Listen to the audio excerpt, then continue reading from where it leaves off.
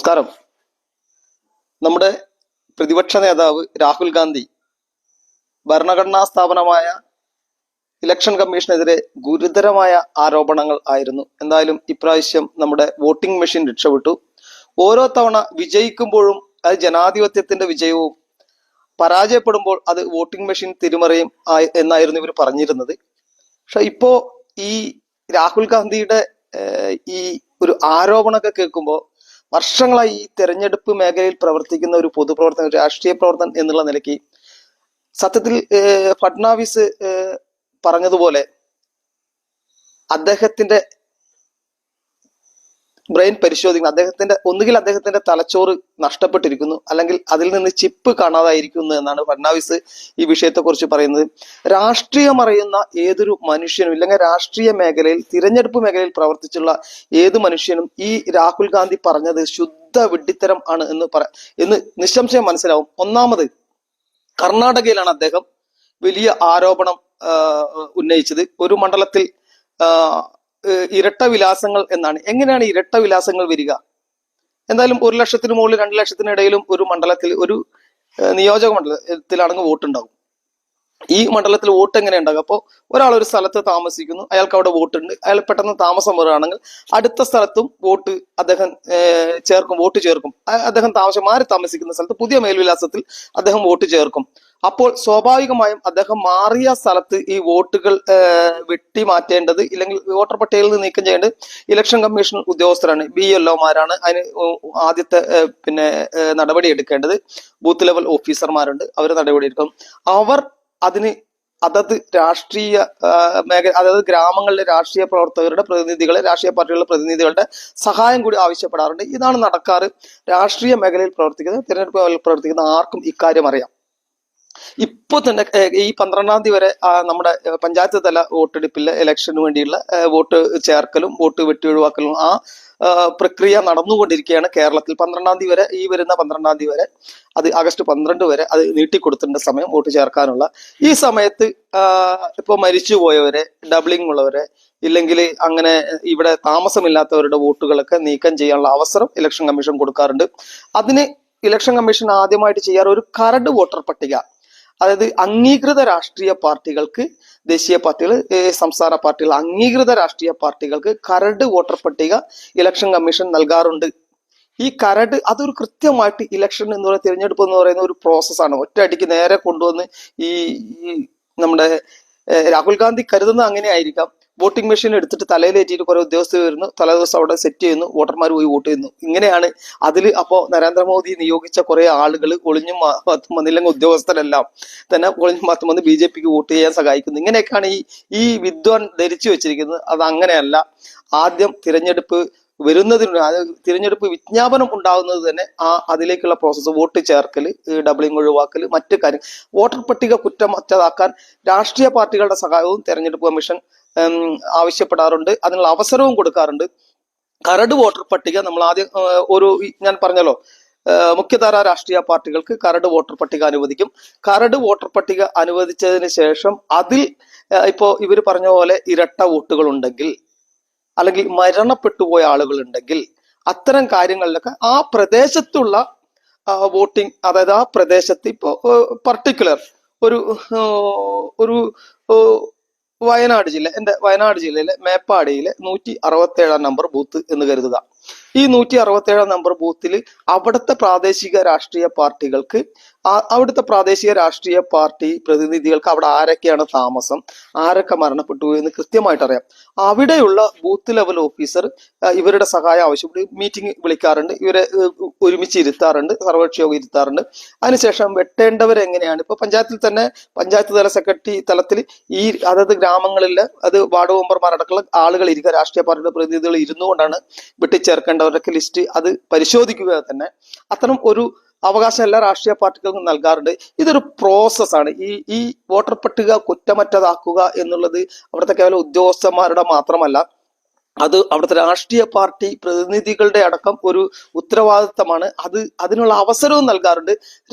തിരഞ്ഞെടുപ്പ് രാഷ്ട്രീയത്തിൽ ഇടപെട്ടുകൊണ്ട് ഇത്തരം കാര്യങ്ങൾ ചെയ്ത് എല്ലാവർക്കും അറിയാം.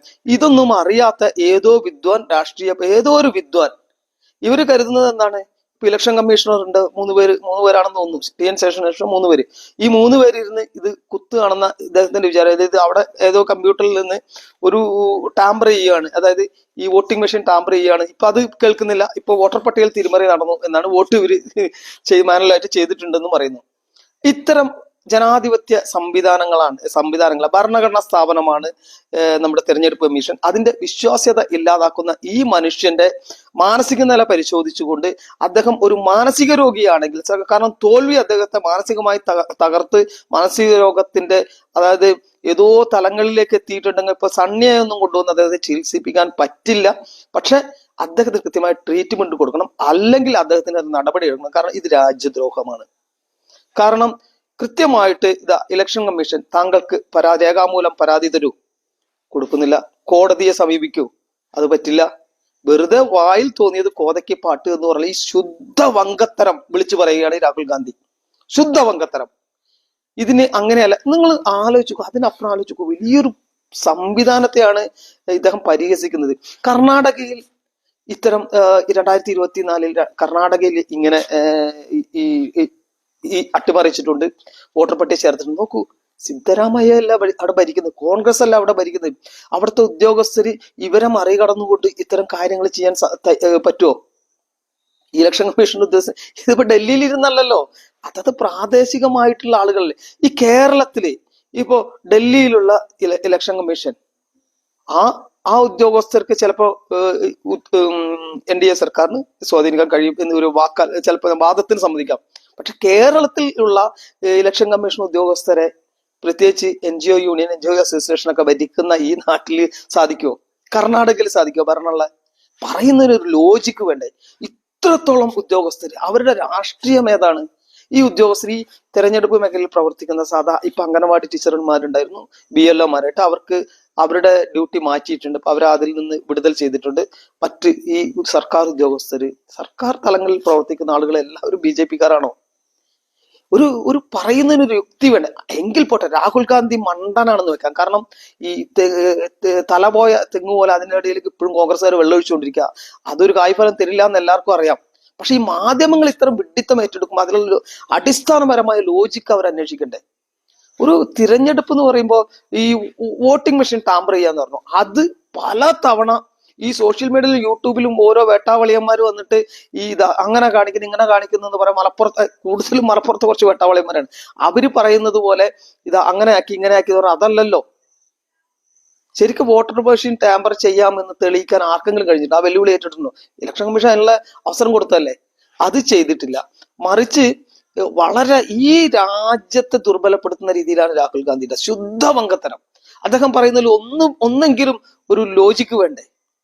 ഒരു ലോജിക്കെങ്കിലും വേണ്ടേ? മഹാരാഷ്ട്രയിലെ കാര്യം തന്നെ തിരഞ്ഞെടുപ്പ് കമ്മീഷൻ കൃത്യമായിട്ട് അതിന് മറുപടി കൊടുത്തിരുന്നതാണ് അവിടെ സംഭവിച്ചത്. അദ്ദേഹം പറഞ്ഞതെല്ലാം വിഡ്ഢിത്തരമാണെന്ന് പറഞ്ഞു.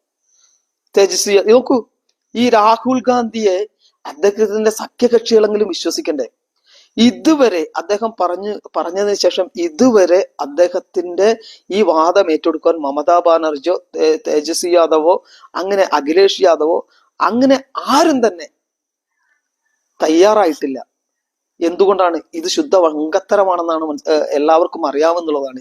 ഇത്രയും വലിയൊരു സംവിധാനത്തിൽ ഈ വോട്ടർ പട്ടികയിൽ അങ്ങനെ BJP സർക്കാരിന് തെരഞ്ഞെടുപ്പ് കമ്മീഷനെ സ്വാധീനിച്ചുകൊണ്ട് കള്ളത്തരം കാണിക്കാൻ കഴിയുന്നുണ്ടെങ്കിൽ ഇവന്മാർക്ക് ഇതൊക്കെ കളഞ്ഞിട്ട് പോയിട്ട് വല്ല ചിരയ്ക്കാൻ പോയിക്കൂടെ? ഈ ഇലക്ഷൻ ഇന്ത്യയിലെ മുത്തശ്ശി ഇന്നുള്ളതിൽ ഏറ്റവും പുരാതനമായിട്ടുള്ള ഒരു പാർട്ടിയാണല്ലോ കോൺഗ്രസ്, ഇന്ത്യൻ നാഷണൽ കോൺഗ്രസ്. ആ ഒരു വാദം ഞാൻ പിൻവലിക്കുക. കാരണം പുരാതനമായ കോൺഗ്രസ് അല്ല. കോൺഗ്രസ് പലതവണ വിഭജിച്ചു. അതിൽ ഒരു പാർട്ടി മാത്രമാണ് ഇന്ദിരാഗാന്ധിയുടെ കാലത്തുണ്ടായ ഒരു കോൺഗ്രസ് ആണ്. എങ്കിലും പാരമ്പര്യം പറയുന്ന ഒരു പാർട്ടിയാണല്ലോ. ഇലക്ഷൻ തിരഞ്ഞെടുപ്പുകളെ നേരിട്ട് നല്ല പരിചയമുള്ള ഒരു പാർട്ടിയാണല്ലോ കോൺഗ്രസ്. ഈ കോൺഗ്രസിന് ഇത്തരം കാര്യങ്ങളെ തടുക്കാൻ കഴിയില്ലെങ്കിൽ നോക്കൂ, ഇതിൽ കൃത്യമായിട്ട് BJPയുടെ വിജയങ്ങൾ ഞാൻ 1993 മുതൽ സംഘപരിവാറിന്റെ വിദ്യാർത്ഥി പ്രസ്ഥാനത്തിലൂടെ ഒരു വന്ന വ്യക്തിയാണ്. പക്ഷെ 97 മുതൽ BJPയുടെ ചുമതലയിലുണ്ട്. 97 മുതൽ BJPയുടെ ബൂത്ത് ജനറൽ സെക്രട്ടറി മുതലുള്ള ചുമതലയിലുണ്ട്. അന്ന് ഞങ്ങൾ ഏകദേശം ആ ഒരു കാലഘട്ടത്തിൽ എങ്ങനെയാണ് തിരഞ്ഞെടുപ്പിനെ നേരിടുക എന്ന് ബി ജെ പിയുടെ പ്രവർത്തകർക്ക് അറിയില്ലായിരുന്നു. പക്ഷെ ഈ അടുത്ത കാലത്ത് അതിന്റെ കാര്യകർത്താക്കൾക്ക് ശില്പശാലകളിലൂടെയും മറ്റും കൃത്യമായ ക്ലാസുകളും ബോധവൽക്കരണവും ആ പാർട്ടി കൊടുക്കാറുണ്ട്. തിരഞ്ഞെടുപ്പ് നേരിടേണ്ടത് എങ്ങനെയാണെന്ന്, വോട്ടർ പട്ടികയിൽ ആളുകൾ ചേർക്കേണ്ടത് എങ്ങനെയാണ്, ഒഴിവാക്കേണ്ടത് എങ്ങനെ, അതായത് ഒരു വോട്ടറെ സമീപിക്കേണ്ടത് എങ്ങനെയാണെന്ന് പോലും പന്നാ പ്രമുഖ എന്ന രീതിയിൽ ഒരു പേജ് പ്രമുഖന് വരെ നിശ്ചയിച്ചുകൊണ്ട് ഒരു വോട്ടർ പട്ടികയുടെ ഒരു പേജിന് ഒരു വ്യക്തിയെ ചുമതലപ്പെടുത്തിക്കൊണ്ട് പന്നാ പ്രമുഖ എന്ന പേരിൽ അങ്ങനെ നിശ്ചയിച്ചുകൊണ്ട് കൃത്യമായിട്ടുള്ള സ്ട്രാറ്റജിക്കലായിട്ടുള്ള ഇലക്ഷൻ പ്രവർത്തനം ബി ജെ പി നടത്തുന്നു. കോൺഗ്രസ് ഈ ചെക്കൻ തേരാപ്പാര നടന്ന് ഇത് പറയുന്നതിനപ്പുറം അടിസ്ഥാനപരമായിട്ട് എവിടെയാണ് ഈ രാഷ്ട്രീയ ഇലക്ഷൻ പ്രവർത്തനം നടത്തുന്നത്? ഒരു കാലഘട്ടത്തില് നോക്കൂ, ഒരു കാലഘട്ടത്തിൽ CPM ഇത്തരം കൃത്യമായിട്ട് ഇലക്ഷൻ സ്ട്രാറ്റജിക്കലായിട്ട് ഈ കേരളത്തിൽ ഈ തിരഞ്ഞെടുപ്പ് രാഷ്ട്രീയം കൈകാര്യം ചെയ്തിരുന്നത് ഇടതുപക്ഷമാണ്, CPM ആണ്. CPMന്റെ ഒരു പ്രാദേശിക തലത്തിലുള്ള നേതാക്കൾക്ക് അവിടെ വോട്ട് ചെയ്യപ്പെട്ട വോട്ടുകൾ അത് വോട്ടർ പട്ടിക പെട്ടി തുറക്കുന്നതിന് മുമ്പ് തന്നെ ഇന്ന പാർട്ടികൾക്ക് ഇത്ര വോട്ടെന്ന് പറഞ്ഞ് ജയവും പരാജയവും നിർണ്ണയിക്കാൻ അല്ലെങ്കിൽ പ്രവചിക്കാനുള്ള കഴിവുണ്ട് അവർക്ക്. അത്രത്തോളം ഒബ്സർവേഷൻ അവർക്കുണ്ടായിരുന്നു. ഇന്ന് അത് മാറി. പക്ഷെ ഈ 167 ഞാൻ മുൻപ് പറഞ്ഞ ബൂത്ത് മുണ്ടക്കൈ ബൂത്താണ്. ഈ മുണ്ടക്കൈ ബൂത്തിൽ സുബ്രഹ്മണ്യൻ കഴിഞ്ഞ ഉരുൾപൊട്ടലിൽ മരണപ്പെട്ടു. സുബ്രഹ്മണ്യൻ എന്ന് പറഞ്ഞ എന്റെ സുഹൃത്ത് അടുത്ത ബൂത്ത് പ്രസിഡന്റ് കഴിഞ്ഞ ഇലക്ഷനിൽ കെ സുരേന്ദ്രന്റെ ഇലക്ഷനിൽ അദ്ദേഹം കൃത്യമായിട്ട് 127 വോട്ട് ഞങ്ങൾക്ക് കിട്ടുമെന്ന് അവലോകനത്തിൽ പറഞ്ഞു. കൃത്യമായിരുന്നത്. അങ്ങനെ നല്ല നല്ല കാര്യകർത്താക്കളെ വളർത്തിയെടുക്കാൻ BJPക്ക് കഴിഞ്ഞിട്ടുണ്ട്. ഇപ്പോഴും കൃത്യമായിട്ടുള്ള തിരഞ്ഞെടുപ്പ് പ്രവർത്തന വിദ്യാഭ്യാസം BJP അതിന്റെ പ്രവർത്തകർക്ക് നൽകുന്നു. അതുകൊണ്ട് തന്നെ വോട്ട് ചേർക്കലും വെട്ടിമാറ്റലും അങ്ങനെയുള്ള പ്രക്രിയകൾ സജീവമായി മുൻപ് ഞങ്ങളൊക്കെ രാഷ്ട്രീയ പ്രവർത്തനം തുടങ്ങിയിരുന്ന കാലത്തിൽ നിന്ന് വിഭിന്നമായി BJPയുടെ പ്രവർത്തകർ ഇറങ്ങുന്നു. ഈ കേരളത്തിൽ അത് എല്ലാ മുഖ്യധാര രാഷ്ട്രീയ പാർട്ടികളും അത് ചെയ്യുന്നുണ്ടെങ്കിൽ വടക്കേന്ത്യയിൽ കേരളത്തിന് മറ്റുള്ള സ്ഥലങ്ങളിൽ കൃത്യമായി ചെയ്ത് BJP ആണ്. അതുകൊണ്ട് തന്നെ തെരഞ്ഞെടുപ്പുകളിൽ വിജയിക്കാൻ BJP കഴിയുന്നു. അത് അവരുടെ വിയർപ്പും കഠിനാധ്വാനവും മൂലമാണ്. ഇതൊന്നും ചെയ്യാതെ കേരളത്തിൽ ഓരോ ഗ്രാമങ്ങളിലും കോൺഗ്രസ്സുകാർ പണിയെടുക്കാറ്. അതെന്തുകൊണ്ടാണ്? ഈ പഞ്ചായത്ത് ഇലക്ഷനിൽ എനിക്ക് ജയിക്കണം എന്ന് പറഞ്ഞുകൊണ്ട് അയാൾ വോട്ട് വെട്ടിക്കും, വോട്ട് ചേർക്കും. അതിനപ്പുറത്തേക്കുള്ള തെരഞ്ഞെടുപ്പുകളിൽ അവർ ചെയ്യാറില്ല. നിയമസഭാ ഇലക്ഷനിൽ അങ്ങനെ ചെയ്യാറില്ല, ലോക്സഭാ ഇലക്ഷനിൽ ചെയ്യാറില്ല. പക്ഷെ കൃത്യമായിട്ട് BJPയും CPM ഇത് ചെയ്യാറുണ്ട്. കേരളത്തിൽ BJPക്ക് പെട്ടെന്നുണ്ടായ വളർച്ച ഒരു 6% നിന്ന് 20%, അത് രാഷ്ട്രീയ തിരഞ്ഞെടുപ്പ് വിദ്യാഭ്യാസം അതിന്റെ പ്രവർത്തകർക്ക് കിട്ടിയത് തന്നെയാണ്. നിങ്ങൾ ഓർക്കൂ, നിങ്ങളുടെ നാട്ടിലുണ്ടായിരുന്ന BJP പ്രവർത്തകർ കഴിഞ്ഞ കാലങ്ങളിൽ ഒരു 10 വർഷം മുമ്പ് ഉണ്ടായിരുന്ന കാലങ്ങളിൽ പ്രവർത്തിച്ച 2-3 ഇലക്ഷന് മുമ്പ് എങ്ങനെയാണോ ഈ തെരഞ്ഞെടുപ്പിനെ സമീപിച്ചിരുന്നത് ആ രീതിയിലാണ് സമീപിക്കുന്നത്. ഇത് ഒരു വിദ്യാഭ്യാസത്തിന്റെ ഒരു ഇതും കൂടിയാണ്. ആദ്യം ഒരു രസകരമായ ഒരു സംഭവം എന്താന്ന് വെച്ചാൽ, ആദ്യമായിട്ട് ഈ വിദ്യാഭ്യാസം നൽകേണ്ട ഒരു അവസ്ഥ, ഈ വിദ്യാഭ്യാസം നൽകേണ്ടത് രാഹുൽ ഗാന്ധിക്കാണെന്നുള്ളത്. തിരഞ്ഞെടുപ്പ് പ്രക്രിയ എങ്ങനെയാണ്, വോട്ടർ പട്ടിക എങ്ങനെയാണ് എന്നുള്ള ഈ ഒരു വിദ്യാഭ്യാസം നൽകേണ്ടത് രാഹുൽ ഗാന്ധിക്കാണെന്നുള്ളതാണ് സങ്കടകരമായ. കാരണം അദ്ദേഹം നമ്മുടെ പ്രതിപക്ഷ നേതാവാണ്. രണ്ടാമത് മാധ്യമ പ്രവർത്തകർക്ക് അതിൽ പറയാതെ വയ്യ. നമ്മുടെ കേരളത്തിലെ മാധ്യമ പ്രവർത്തകരും എങ്ങനെയാണ് ഈ ഇലക്ഷൻ പ്രോസസ്സ് മുന്നോട്ട് പോകുന്നത് എന്നുള്ള വലിയ ധാരണയൊന്നും ഇല്ല എന്ന് തോന്നുന്നു. നോക്കൂ, ഇത് ഒരാൾക്കും ഈ ജനാധിപത്യ ചെറിയ പണ്ട് ബാലറ്റ് പേപ്പറിന്റെ കാലത്ത് മരിച്ചുപോയവർ വന്ന് വോട്ട് ചെയ്ത കാലഘട്ടമൊക്കെ മാറി. ഇതിനും ഉപരിയായിട്ട് ഈ നോക്കൂ, SIR എന്ന് പറയുന്ന ഒരു സംവിധാനം, ഈ ഇലക്ഷൻ നമ്മുടെ വോട്ടർ പട്ടിക, അതായത് ബീഹാറിലെ വോട്ടർ പട്ടിക സുതാര്യമാക്കുന്നത് സംബന്ധിച്ച് SIR എന്ന ഒരു സംവിധാനം, സ്പെഷ്യൽ ഇന്റൻസീവ് റിവിഷൻ എന്ന് പറയുന്ന പേരിൽ അതിനെ ശുദ്ധീകരിക്കുന്ന ഒരു പ്രക്രിയ തിരഞ്ഞെടുപ്പ് കമ്മീഷൻ കൊണ്ടുവന്നപ്പോൾ അതിനെ കൃത്യമായിട്ട് എതിർത്തു.